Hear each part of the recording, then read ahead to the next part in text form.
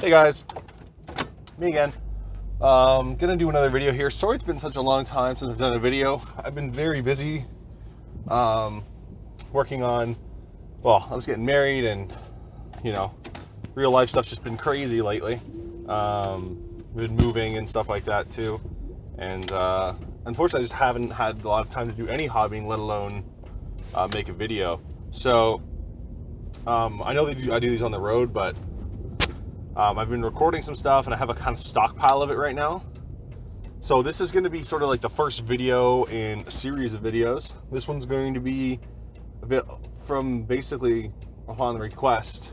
All the people have been asking for some Dark Eldar Tactics. So I'm going to do some Dark Eldar Tactics because there's not a lot of information on them in depth. And they are a very difficult army. So hopefully here, you guys will have, this will give you a good start if you're learning Eldar or Dark Eldar, or if you're playing Eldar and just not having any success with them, this may be useful for you. So the Dark Eldar are one of my favorite armies to play.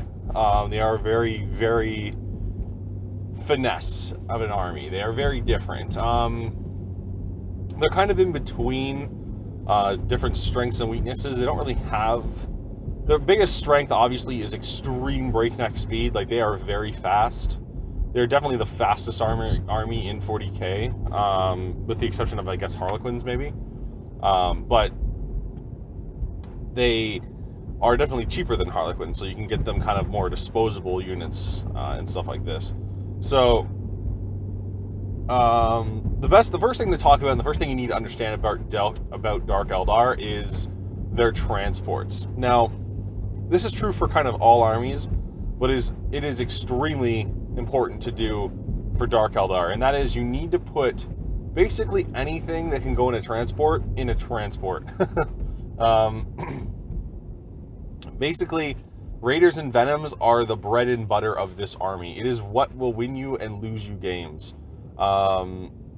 If you don't take enough Raiders and Venoms, you will be in very bad shape to win some games.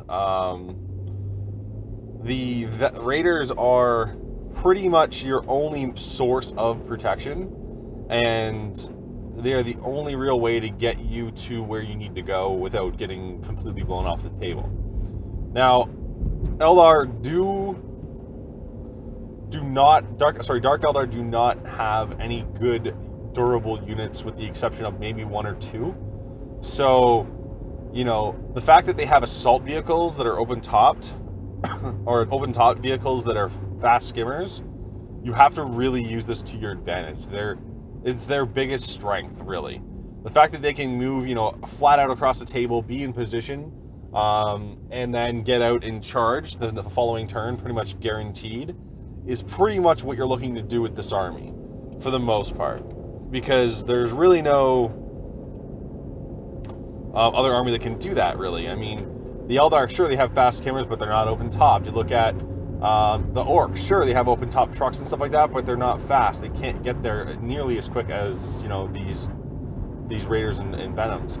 So, you're basically looking to do, with the Dark Eldar, typically what you're looking to do is, you need to get some close combat units in the Dark Eldar army, because it's what they do sort of best, in my opinion.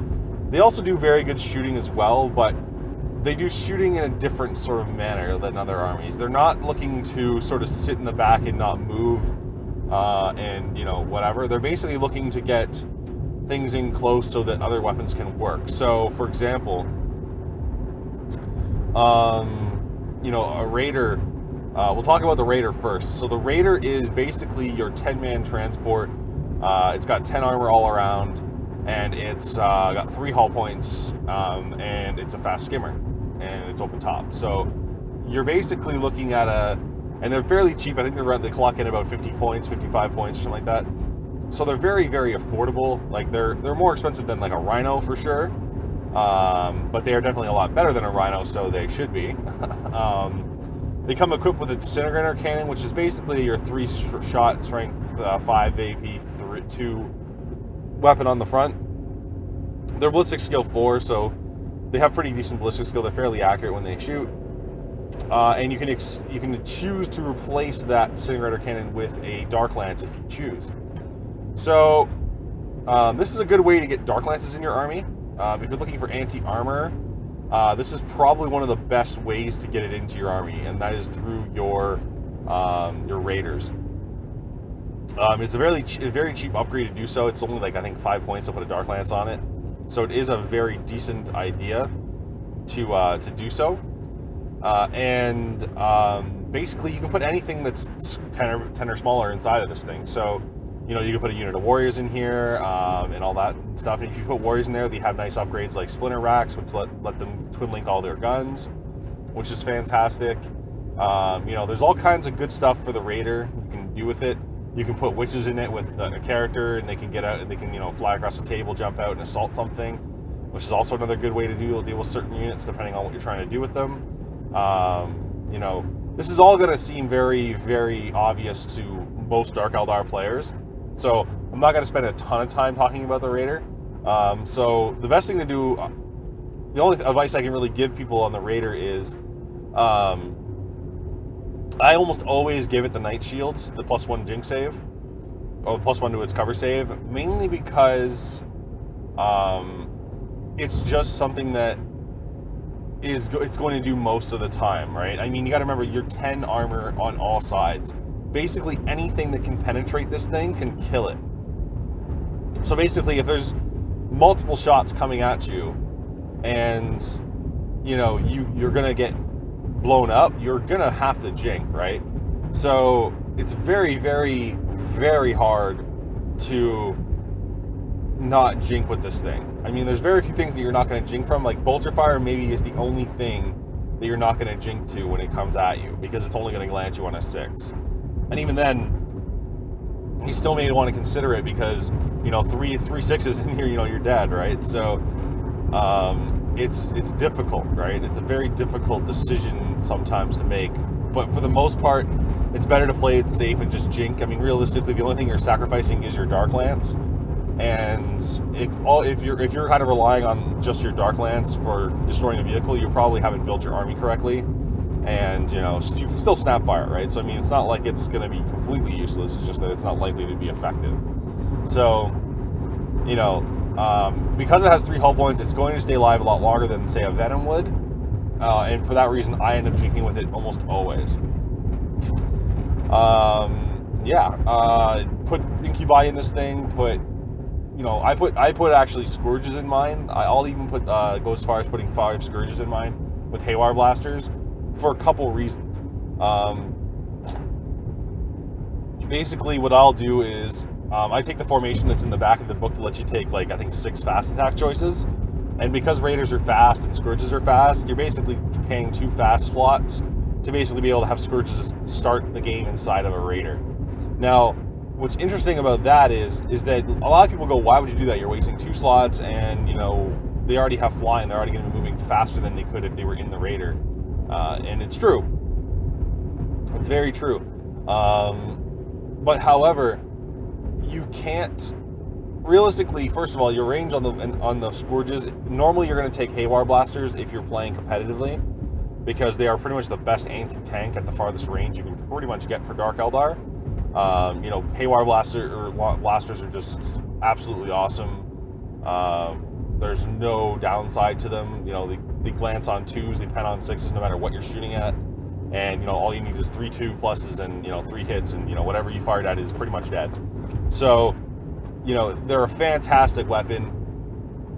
It's almost a guaranteed jink if you're going to fire it at something. Like if you're firing it at a skimmer for Eldar, they're going to have to jink. They're not going to have any choice. Like, not jinking here is just death, and that's always a good thing when you have a threat like that. That's nice. So it's pretty deadly of a combination. It's a deadly transport. Like I said, anything that can go in a Raider or a Venom, do whatever you can to put them in a Raider or a Venom. You do not want any Dark Eldar models being deployed on the field for any reason whatsoever.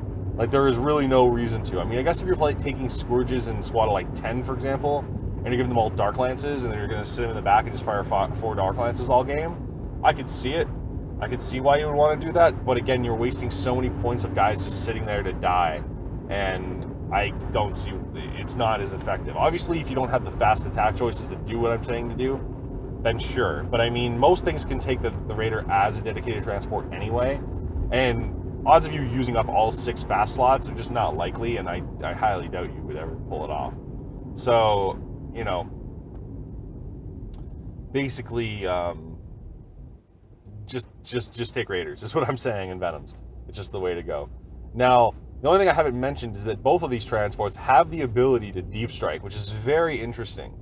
And typically, I'll tell everybody who's playing Warhammer that deep striking is almost always a bad idea. It's almost always something you never want to be doing in Warhammer because of the fact it's not reliable. It scatters. You know, you're not guaranteed to get it on the turn you need it. You know, it's not a reliable method sometimes. However, with Dark Eldar, I will definitely make an exception for this rule because Dark Eldar, the way they work now, since if you're learning Dark Eldar and you're new to them, they get stronger as the game go on from their power from pain now. No longer do they have to kill stuff in order to get stronger. All they need to do is wait longer, and they'll get stronger.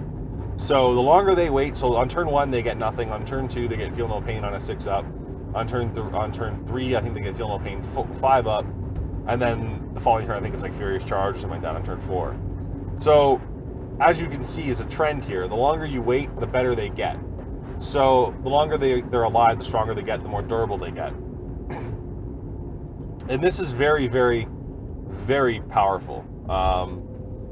So deep striking, normally I would say is terrible, but if you think about it in this regard, if you have like a unit, say, of incubi, or a unit of witches, or a unit of scourges, or something like that, the fact that they can deep strike is actually a very nice thing. Especially since the Raider can deep strike everything in it. So that means if you take incubi, you can deep strike them with the Raider, no problem. If you take a unit of witches in a Venom, or a Venom, the Venom can deep strike, you're okay.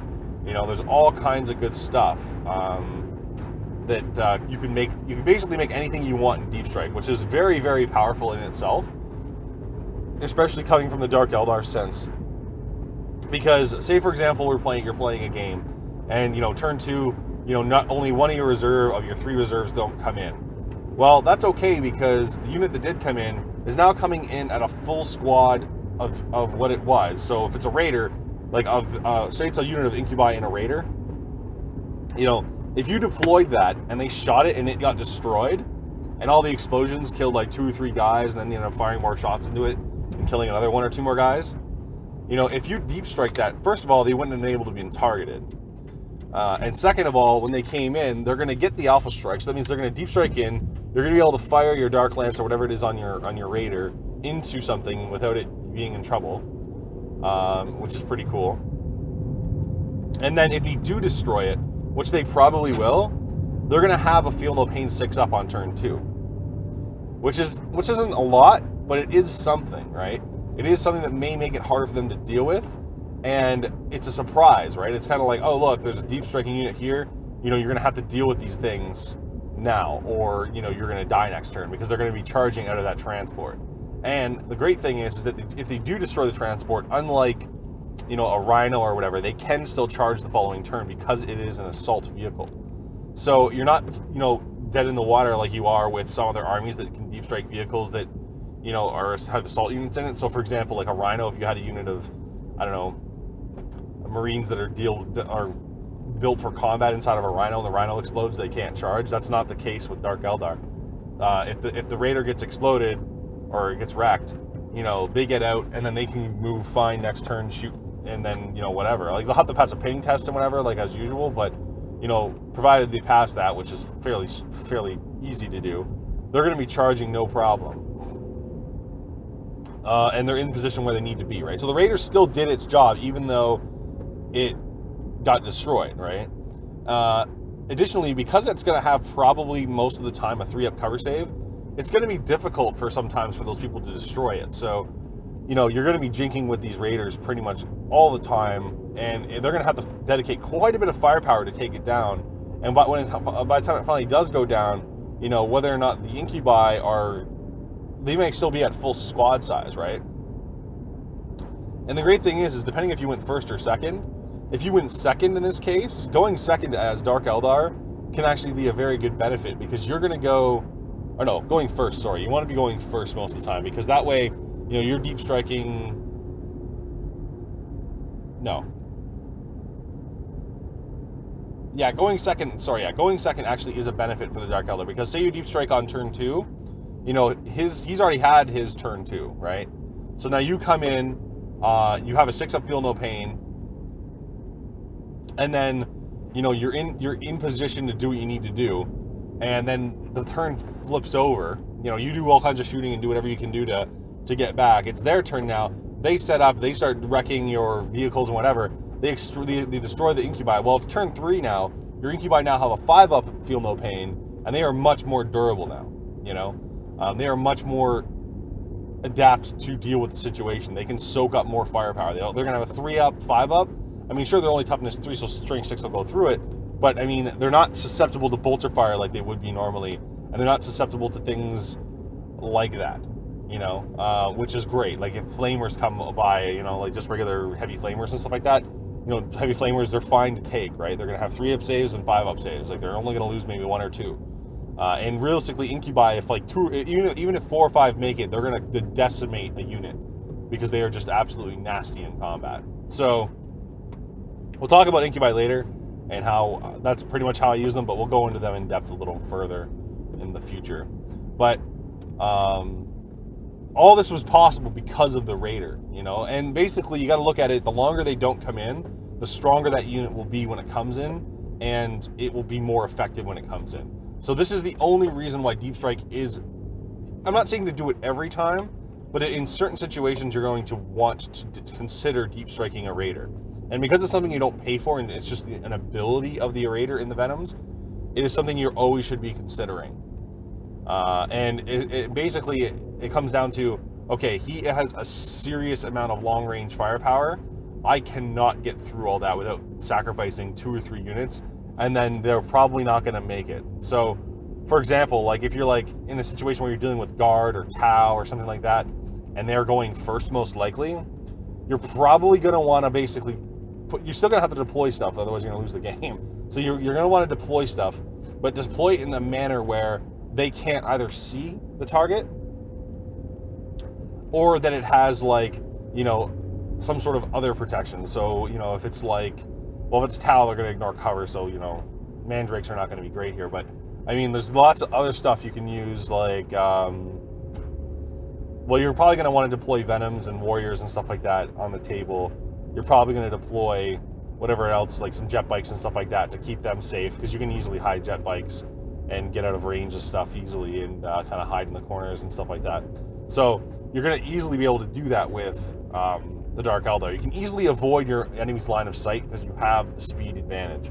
So, you know, make it just so that he can't fire all of his weapons at you. Make him come closer to you. Make him, like, you know, try and clean those models up, and, you know, just get in position ready for the deep strikes to happen, right? So if you know that, you know, you're not going to make it and you have like a lot of combat units, definitely it's good to deep strike them.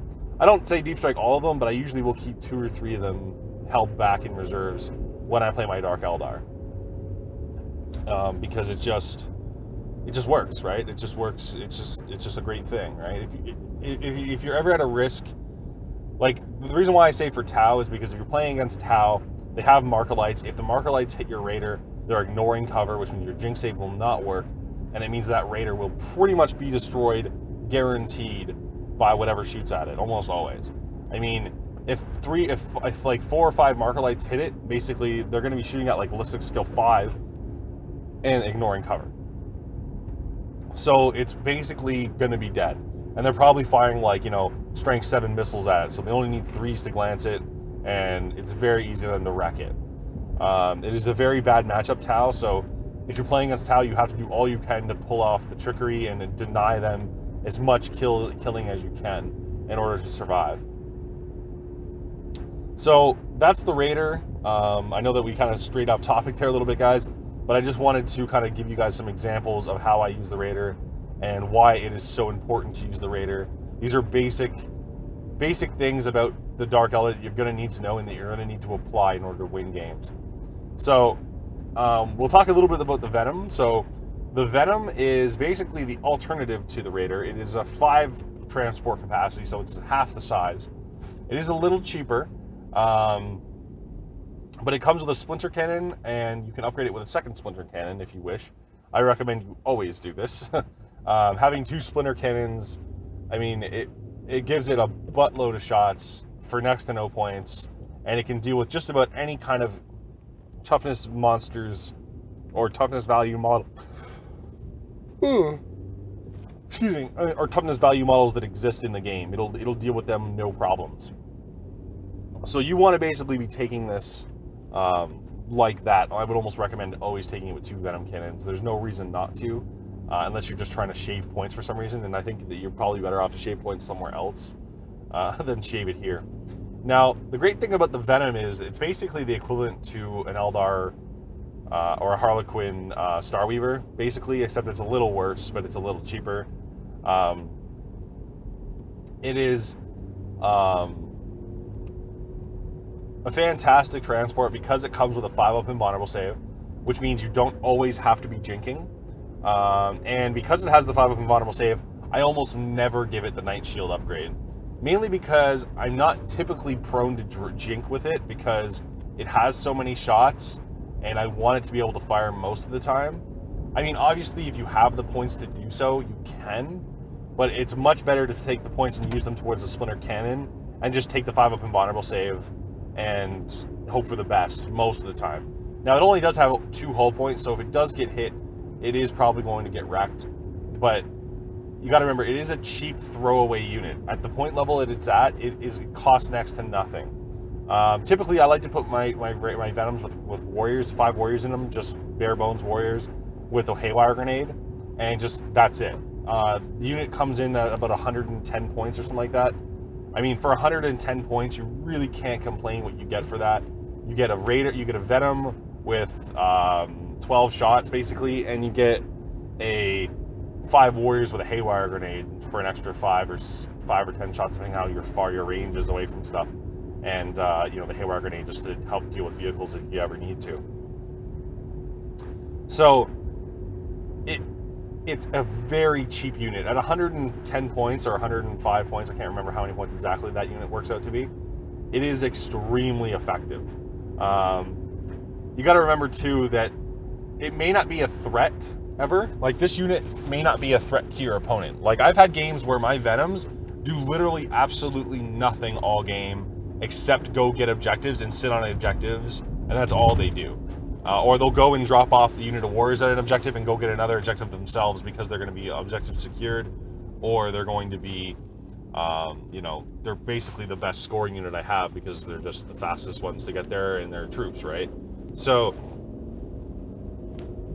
you know, that's basically what I use them for. They're basically your objective securing models that you don't need to actually go get them until and last couple turns of the game.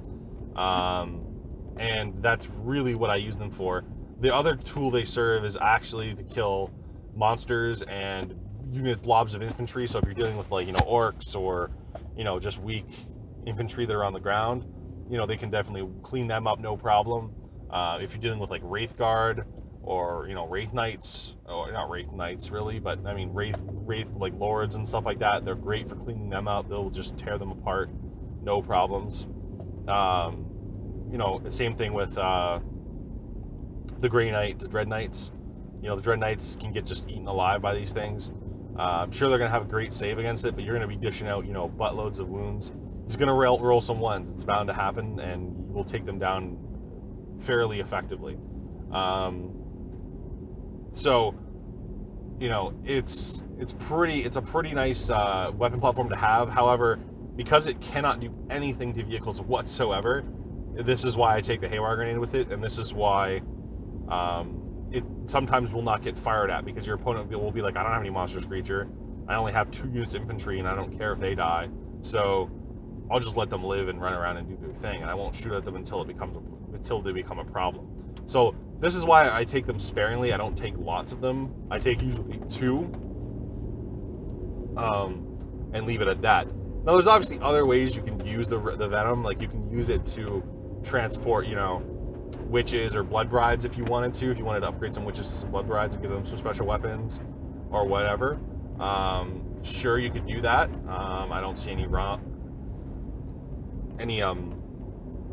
downside in doing that. However, or if you're going to take them with like a unit of incubi, you know, that would be fine as well. I suppose that would work. I would never think less of you if you did things like that with taking small units to do certain tasks, like a unit of 5 incubi and a venom. There's nothing wrong with that. I mean, you know, I would probably give them the night shield if you're going to do it that way, and you know, just send them at a unit of 5 tactical marines that need to get rid of, or you know, a unit of terminators or a unit of something of that nature. You know, it makes sense for them to go do that if you're playing like a small point game or something like that, for sure. Now, the Venom also, keep in mind, does have the ability to deep strike. However, this is one of those models I typically would not deep strike, mainly because it is a lot smaller than the Raider. So typically it's a lot easier to hide behind ruins and things like that. So hiding it behind a ruin can make it so it's blocking line of sight completely, or that it has a better cover save than it does its invulnerable save anyway, so you don't need to jink, and you'll still get your 4+. And if it's night fighting, which it could be fairly easily because you're Dark Eldar, you know, it can make a big difference. You know, it can make a big difference making things night fighting for you turn 1. Dark Eldar, you definitely want to have night fighting happen, so if you take the formation, I believe it's the formation or the warlord trait that lets you reroll for night fighting, it is very much so worth it. That is probably the best warlord trait to take if you have the option of getting one. It lets you reroll, I think, your reserve rolls. It lets you reroll your night fighting rolls, and I think your outflanking rolls. I think those are the ones that let you do. I can't remember off the top of my head, but that is probably the best warlord trait to have, because you are potentially having reserves, and being able to re-roll those are going to make them much more reliable. And being able to re-roll the night fighting roll means that you have a very good chance of it being night fighting, which is going to protect you turn 1, and you will have a much better chance of surviving, having, you know, potentially having 2-up cover saves on your raiders right away. You know, having a 2-up cover save on a raider is crazy. I mean, there's no downside to that, right? I'll explain later on some of the ways you can monopolize on this, and there's lots of ways you can replicate this very easily for yourself. Yeah, it's a great thing to have. So that's pretty much it for the Venom and the Raider. I mean, there's not much more to say about the Venom. It is pretty, in my opinion, it is definitely not as good as a Raider, but has some more specific applications than a Raider. So, you know, use them. However, I just wanted to make this video kind of quick about the transports of the army, because I'm going to be talking about them through pretty much the rest of the videos, because you can put everything pretty much inside one of these things. You know, I'm going to be referencing it a lot, and I want people to be able to come back to this video if they're having, why would you put it in a Raider, why would you put it in a Venom, and these are some of the reasons why. So thanks for listening, guys. I hope you found this information good and useful, and sorry it's been so long. I'm going to be making some more videos, and until then, have a good game, guys.